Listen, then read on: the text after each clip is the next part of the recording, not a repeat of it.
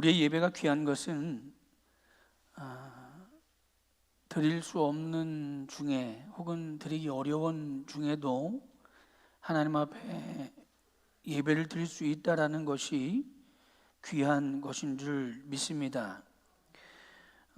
상황과 처지가 다르기 때문에 혹 각 가정에서 예배를 드리시고 있는 분들도 있는 줄 믿습니다. 그분들에게도 하나님이 함께해 주심을 분명히 믿습니다. 아멘. 네. 여러분, 우리가 지난 주까지 계속해서 이 팔복에 대한 이야기를 하고 있지 않습니까? 지난주에 제가 소금에 대한 이야기를 좀 하다가 시간이 너무 지체가 되어져서 좀 끊고 말씀을 그만했는데, 오늘 그 말씀을 조금만 더 이어가 보려고 합니다. 이 소금의 역할이라고 하는 것은 이 언약의 개념이 있어요. 이 언약의 개념이라는 건 뭐냐면 하나님께서 나를 구원해 주셨다, 이 사실을 믿는 거예요. 이게 하나님과 나 사이의 가장 큰 언약이에요. 여러분, 이 사실을 믿으십니까? 여러분, 그런데 우리가 이 사실을 잃어버리고 자꾸 착각할 때가 많다라는 거죠. 우리 잠깐 그림을 한번 좀 보여주실래요? 그림이 있을 텐데. 네. 여러분, 이거 다 아시죠? 이게 최후의 만찬이잖아요, 그죠? 이 최후의 만찬인데, 이제 주님과 12명의 제자들이 이제 마지막 만찬을 하는 그 장면이에요. 두 번째 그림 한번 볼까요? 근데 이제 이게 그림이 좋지 않아서 좀 정확하진 않은데, 저기 지금 예수님 옆에 앉아 있는 사람이 지금 그림상의 가장 중앙에 있는 사람이죠. 가롯 유다예요. 근데 여러분, 집에 가셔서 이 그림을 다시 한번 잘 살펴보시면 가롯 유다가 잡고 있는 것이 뭐냐면 돈꾸러미예요. 뭐 돈 맡은 자니까 당연하게 볼 수도 있겠죠. 그런데 이 레오나르도 다빈치가 이 그림에서 숨겨놓은 뜻이 있는데 뭐냐면 그 돈 뭉치를 짚고 있는 바로 앞에 소금이 쏟아져 있어요.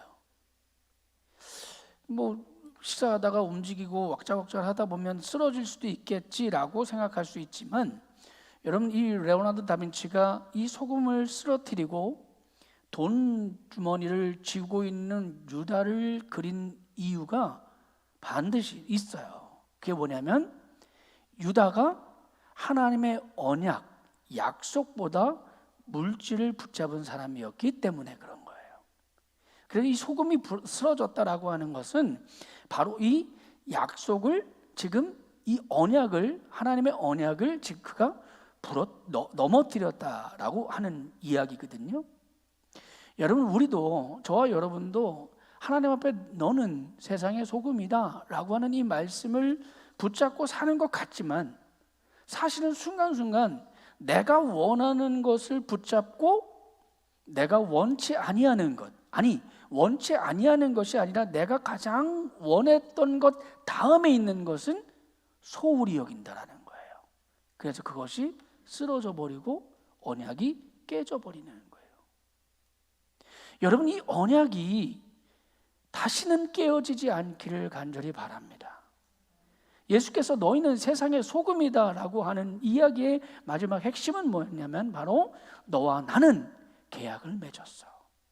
그리고 오늘 이제 이 빚에 대한 이야기로 넘어가려고 하는데, 오늘 본문 14절을 보면 이렇게 말씀합니다. 너희는 세상의 빛이라, 산 위에 있는 동네가 숨겨지지 못할 것이요 라고 말씀을 이어갑니다. 여러분, 14절 말씀을 우리가 이 말씀을 보면 무슨 얘기를 하고 있냐면, 빛은, 너희는 세상의 빛이라고 한 이 빛은 숨길 수 없는 빛이다 라고 하는 것을 말씀하고 있는 거예요. 어느 날 하나님께서 모세를 부르셔서 모세에게 하나님 자신이 머무실 성막을 짓게 합니다. 내가 그들 중에 거할 성소를 그들이 나를 위하여 짓되라고 출애굽기 25장 8절 말씀에 이렇게 모세를 향해서 말하거든요. 이 성막에 대한 이야기, 즉 성막의 설계도는 25장에서 시작해서 여러분 31장에서야 끝이 나요. 그래서 25, 26, 27, 28, 29, 30, 31장에 이르러서야 이 설계도가 끝이 나는 거예요. 여러분, 무언가 하나님께서 지금 길게 이야기하고 계시다는 이유는 그 성막을 짓는 것도 중요하지만 그 성막을 어떻게, 또 무엇으로, 또 어떤 마음으로 지어야 하는가에 대해서 강조하기 위해서 길게 말씀하시는 거예요. 그냥 지어라 라고 하면 끝날 수도 있는 것인데 그것을 길게 말씀하신다. 오늘은 그 중에서 성막의 등잔 때의 이야기를 조금 오늘 본문과 좀 보려고 해요. 여러분, 성막은 크게 세 부분으로 나눠져 있는데 맨 처음에 문을 열고 들어가면, 동편 문을 열고 들어가면 바깥 뜰이 나와요. 바깥 뜰에는 물두멍도 있고 제단도 있어요. 그리고 그 물두멍을 지나 제단을 지나면 어디를 들어가냐면 성소로 들어가요. 그리고 그 성소를 지나서 다시 한 번 더 들어가면 우리가 말하는 지성소로 들어가요. 교회를 짓는 건축학자들이 요즘 교회도 그와 같은 개념으로 지으려고 많이 노력을 해요. 근데 오늘 이 등잔대는 어디에 있는 것이냐면 성소에 있는 거예요. 성소. 어디입니까? 가장 중앙에 있는 거거든요. 여러분, 이 출애굽기 우리 25장을 한번 같이 한번 찾아서 볼까요? 출애굽기 25장 31절에서 41절까지 말씀입니다. 오늘 우리 한 절씩 교독할게요. 제가 31절 말씀 봉독합니다. 출애굽기 25장 31절에서 41절까지입니다. 너는 순금으로 등잔대를 쳐 만들되 그 밑판과 줄기와 잔과 꽃받침과 꽃을 한 덩이로 연결하고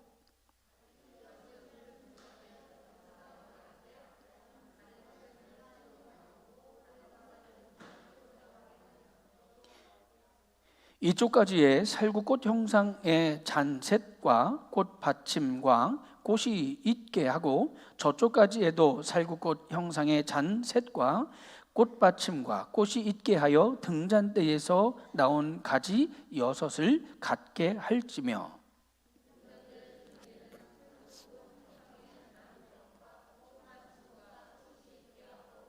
등잔대에서 나온 가지 6을 위하여 꽃받침이 있게 하되 두 가지 아래에 한 꽃받침이 있어 줄기와 연결하여 또 두 가지 아래 한 꽃받침이 있어 줄기와 연결하며 또 두 가지 아래에 한 꽃받침이 있어 줄기와 연결하게 하고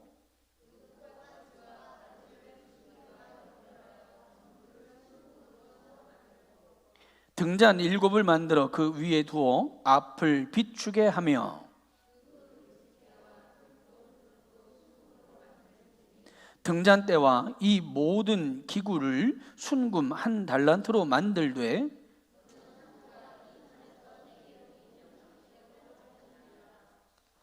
아멘. 오늘 이 출애굽기 25장 31절에서 41절의 말씀과 우리가 오늘 맨 처음에 읽은 오늘 본문 마태복음 5장 3절에서 16절까지의 말씀을 같이 이렇게 교차시켜서 특히 마태복음 5장 13절에서 16절까지의 말씀을 이렇게 교차하면서 이 등잔대와 주님이 말씀하신 등대의 빛에 대한 이야기를 보려고 합니다. 먼저 이제 3가지 정도로 보려고 하는데 먼저는 위치적인 부분을 좀 보려고 그래요. 아까 말씀드렸던 것처럼 성막의 구조는 바깥뜰, 성소, 지성소로 되어져 있다고 했죠.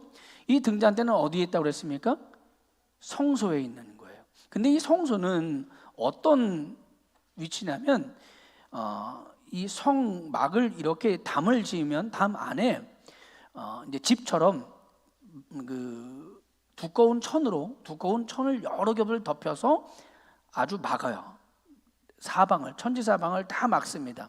그래서 이 막은 이 안에는 빛이 들어가거나 그 빛이 나올 공간이 전혀 없어요. 그 곳에 두는 것이 등잔대예요. 구약 속에서 빛은 대부분 누구를 뜻하냐면 하나님의 속성을 말합니다. 이 하나님의 속성, 즉 출애굽기에 말하는 불기둥도 하나님의 임재, 하나님의 인도하심을 나타내는 거죠. 그래서 등잔대라고 하는 것은 하나님의 임재하심을 뜻하기도 하는 거예요. 자, 그래서 하나님은 이 불을 절대 꺼뜨리지 말라라고 말씀하시는 거예요. 단순히 빛이 들어가거나 빛이 나올 수 없는 공간에 제사장들이 들어가서 일하기 편하게 등잔대를 켜는 게 아니라는 거예요. 그런 의미가 아니에요. 그곳에 누가 임재하고 있다는 것, 하나님께서 임재하고 계시다라는 것을 말씀하시고, 하나님은 그 불을 절대로 꺼뜨리지 말라고 출애굽기 27장 20절에 기록해요. 너는 또 이스라엘 자손에게 명령하여 감나무로 짠 순수한 기름을 등불을 위하여 내게로 가져오게 하고 끊이지 않게 등불을 켜되. 여러분, 이게 이스라엘 백성의 규례예요. 반드시 지켜야 할 규례라는 거예요. 그런데 여러분, 이 빛을 한정되어져 있던 이 성소, 그곳에 들어갈 수 있는 제사장들이나 이스라엘 백성들만 보았던 그 빛, 이 국소적이고 제한적인 구원의 방식을 깨뜨리신 분이 누구냐면 바로 예수님이에요. 그리고 하나님 자신이라는 거예요. 요한복음 1장 4절은 이렇게 말해요. 그 안에 생명이 있으니 이 생명은 사람들의 빛이라. 또 8장 12절은 이렇게 말씀합니다.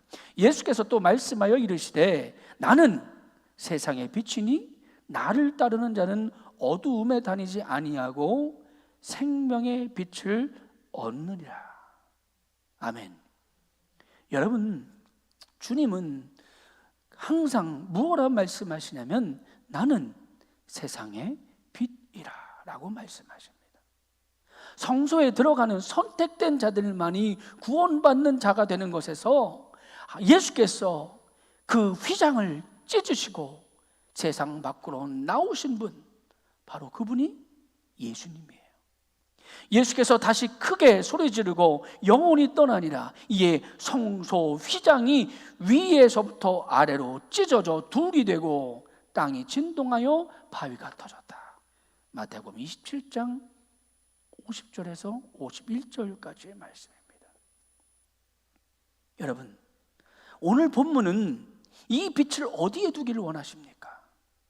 오늘 본문은 이 빛을 산 위 혹은 언덕 위에 마을에 두기를 원하시고, 그뿐만이 아니라 그곳에서 그치지 아니하고 등경 위에 두기를 원하시는 거예요.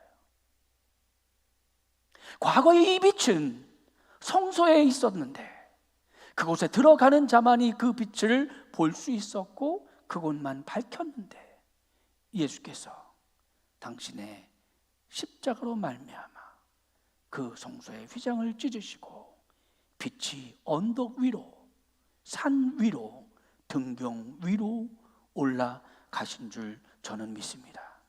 너희는 세상의 빛이라. 산 위에 있는 동네가 숨겨지지 못할 것이요 사람이 등불을 켜러 말 아래 두지 아니하고 등경 위에 두나니 이러므로 집 안 모든 사람에게 비추느니라.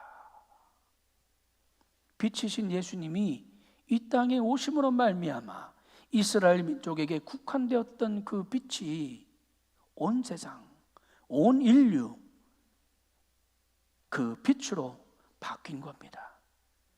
우리의 빛 또한 여러분 마찬가지여야 됨을 저는 믿습니다. 나 혼자의 빛이었습니까? 여러분 가정의 빛으로 끝이 납니까? 혹은 이 교회의 빛으로 끝이 나선 됩니까? 아니에요. 세상 끝까지 모든 사람에게 비추는 빛이 되어져야 될 줄 믿습니다. 두 번째는 방법의 부분에 대한 이야기를 좀 다뤄보려고 합니다. 우리가 교독한 이 출애굽기 25장 31절에서 41절 말씀에 등잔대를 만드는 방법이 나오는데 두 가지 이야기를 하는데, 첫 번째는 쳐서 만들다라는 이야기를 해요. 그리고 두 번째는 한 덩어리로라고 하는 단어가 나와요. 근데 오늘은 이 한 덩어리로라고 하는 단어는 다음에 제가 이 등잔대에 대한 이야기를 설교하면서, 교회와 등잔대에 대한 이야기를 설교할 때 할 이야기고, 오늘은 치다, 쳐라는 이야기를 초점을 맞춰서 좀 이야기해 보려고 해요.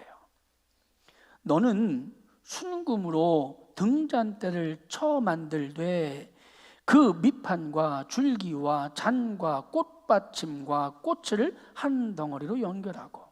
25장 31절 말씀이죠. 여러분, 그런데 특이한 게 있는데, 이 등잔대를 밝히는 기름을 만드는 방법도 동일하다라는 거예요. 당시의 감람류, 특히 이 등잔대에 쓰이는 감람류를 만드는 방법은 앞차키로 짜는 방법이 아니에요.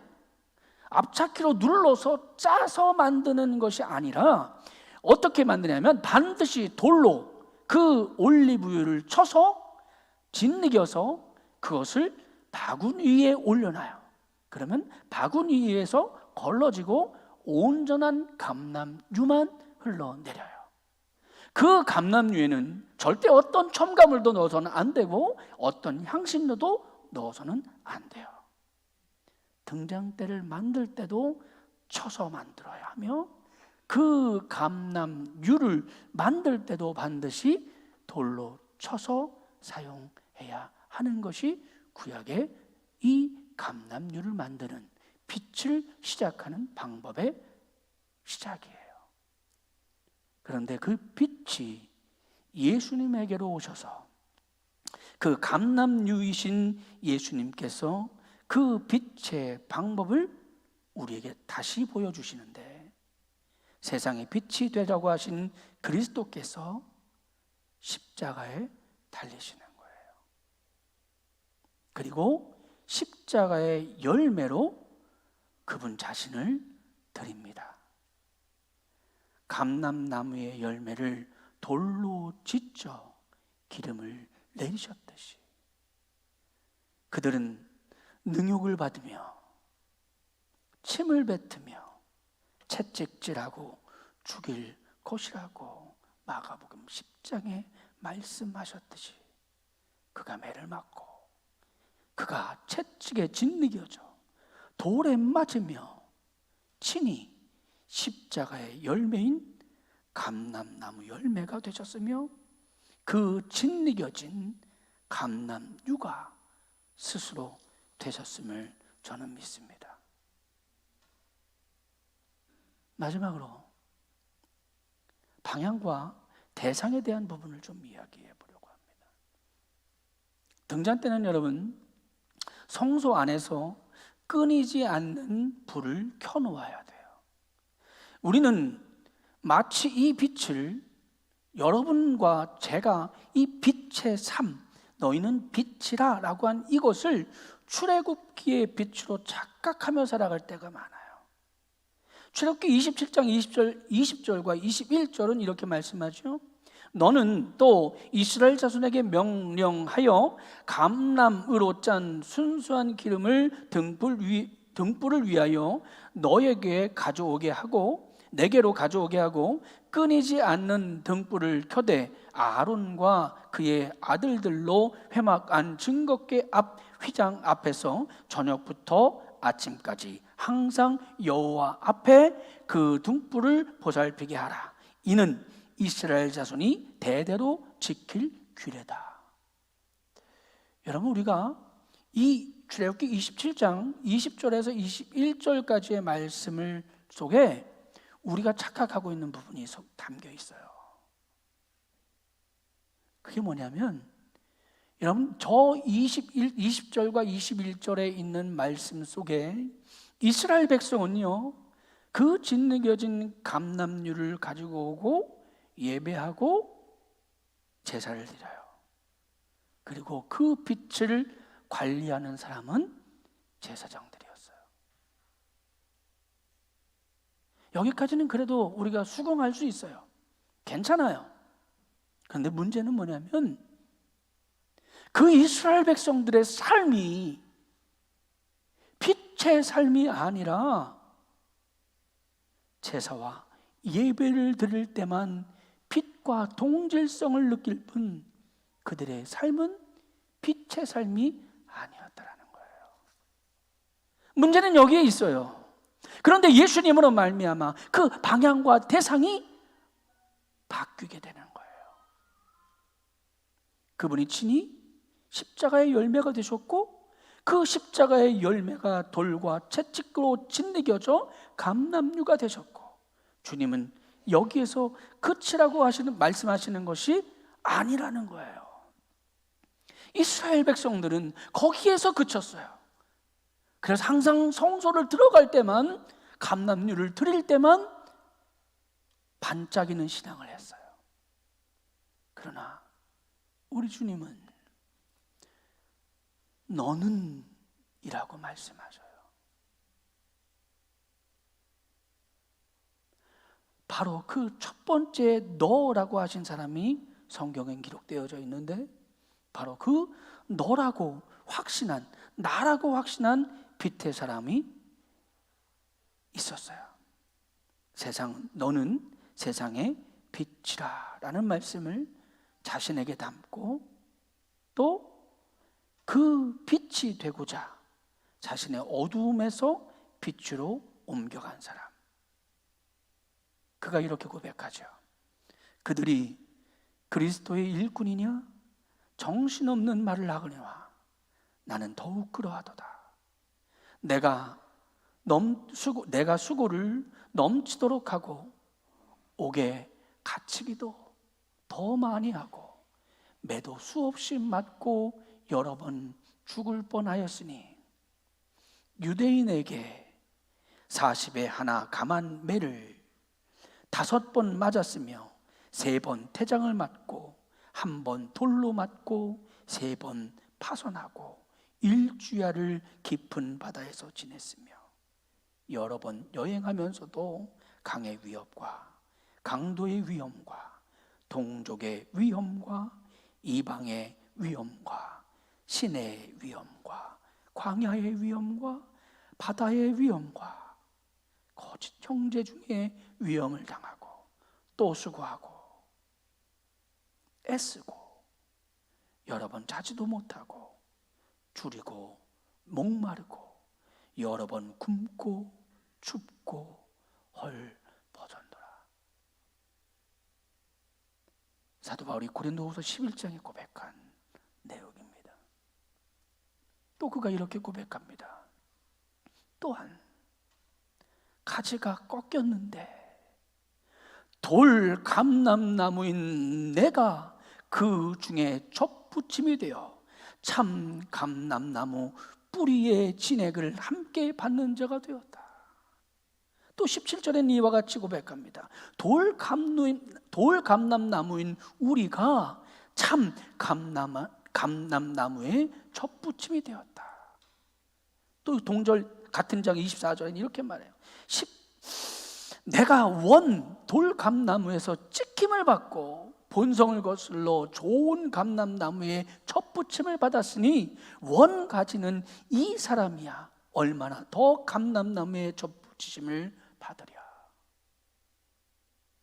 여러분, 저와 여러분은 돌 감람나무예요. 그런데 우리가 거기서 지쳐 끊어지고 아프지요. 슬프지요.